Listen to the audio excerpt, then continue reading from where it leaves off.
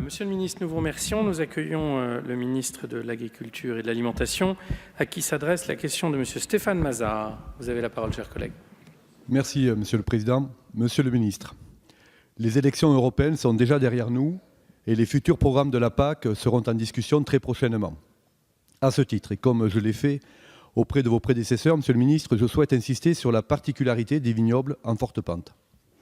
Dans mon département de l'Aveyron, la majeure partie des vignes est située sur des pentes assez raides, pour la plupart ayant fait l'objet d'aménagements en terrasse. Pour exemple, ces terrasses représentent aujourd'hui plus de 85% de la surface du vignoble de Marcillac et 80% de celui des côtes de Millau. Mon département n'est pas le seul. La viticulture européenne se caractérise également par des vignes situées sur des sols en pente. Or, comme vous le savez, ce type de viticulture non seulement a dessiné des paysages remarquables d'un point de vue paysager, et a joué, et continue de le faire, un rôle fondamental dans la préservation des sols et la gestion de l'eau. Mais de telles particularités ont un coût. Les vendanges n'y sont pas mécanisables et la vitesse des tracteurs y est réduite de moitié par rapport aux vignobles de plaine. Aussi, face à une concurrence croissante et à des coûts incompressibles, le risque d'abandon de ces parcelles est bien réel. Leur non-exploitation emporterait alors leur dégradation et causerait à terme le déclin de ces territoires qui vivent notamment de l'écotourisme.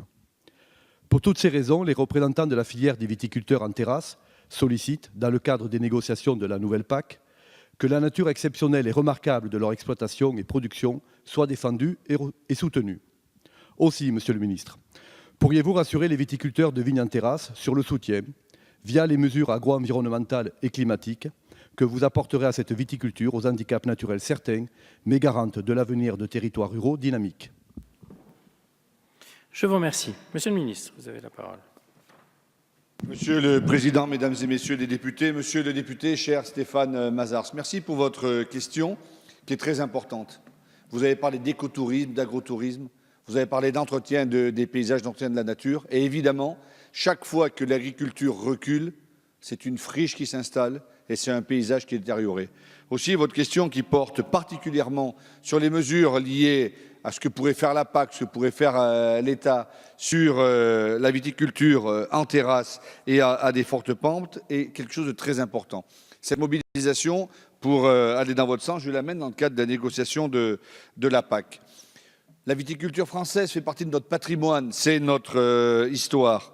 Et il suffit d'être dans un train, dans une voiture, de se promener pour voir ces merveilleux paysages. Et je connais les difficultés nombreuses que connaît cette filière liée aux diverses intempéries. Mais celle que vous évoquez sur les fortes pentes est quelque chose de très important aussi. Vous le savez, il n'existe pas de classement vignoble de montagne. Je ne crois pas que nous l'obtiendrons, vous savez ça aussi bien que moi. En revanche, les handicaps naturels de la viticulture sont attestés et reconnus à l'occasion du classement en zone de montagne. Ce classement permet aux viticulteurs, dans le cadre de la PAC, de bénéficier des indemnités compensatoires de handicap naturel, les ICHN. Et ces ICHN, tout comme les mesures agro-environnementales et climatiques, les MAEC, font partie intégrante du deuxième pilier de la PAC. Je l'ai rappelé déjà ici à plusieurs reprises avec le président de la République. Nous nous battons absolument pour le maintien à budget identique du budget de la future PAC. Je ne souhaite absolument pas, et la France est opposée à la baisse du second pilier, et si nous arrivons à obtenir un montant du second pilier tel qu'il est aujourd'hui, alors nous arriverons, dans le cadre des ICHN, dans le cadre des MAEC, à faire en sorte que nous puissions aider les viticulteurs en terrasse, parce que c'est quelque chose de très important. Je connais dans mon département ou ailleurs ces coteaux qui sont très difficilement exploitables, et c'est la raison pour laquelle je souscris à votre demande, et je veux rassurer les viticulteurs qui vous ont interpellé. Dans le cadre de la PAC, la France et moi-même ferons tout afin que ces handicaps naturels puissent être pris en compte. Je vous remercie. Je vous remercie, Monsieur Mazard. Oui, merci, Monsieur le ministre. Et nous savons votre engagement, effectivement, sur ce dossier. Et je sais que la voix de la France portera dans le cadre de la négociation de la nouvelle PAC. Et je me réjouis, moi d'ailleurs, de la représentation désormais au Parlement européen des membres donc, de la famille politique que nous avons soutenus. Et notamment, on sait que Jérémy de Serle, qui est l'ancien président des JA, sera très mobilisé sur tous ces sujets et il amènera avec lui effectivement une forte mobilisation des députés français et des responsables nationaux.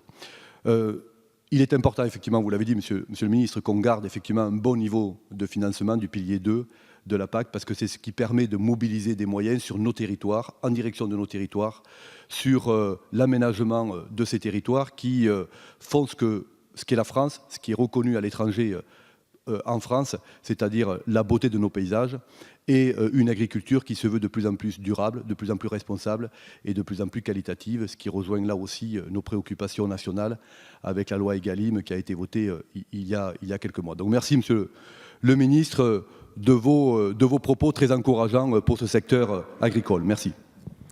Je vous remercie.